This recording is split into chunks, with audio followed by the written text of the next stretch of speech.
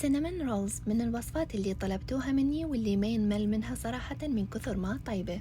سويتها بطريقة نوعا ما أخف من بقية الوصفات من ناحية السكريات والدهون. كتبولي إذا حابين نسوي منها بنكهات مختلفة.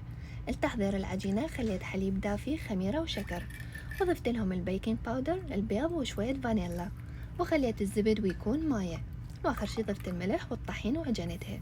زيتت وجهها وغطيتها، وعفتها ترتاح مدة ساعة ونص بمكان دافي.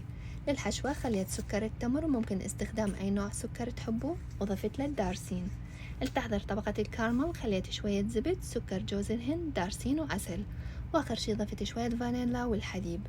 ولطبقة الجبن خليت جبنة كريمي، ميبل سيرب أو عسل، وممكن تخلون شكر إذا تريدون، وضفت شوية حليب، وآخر شي الفانيلا.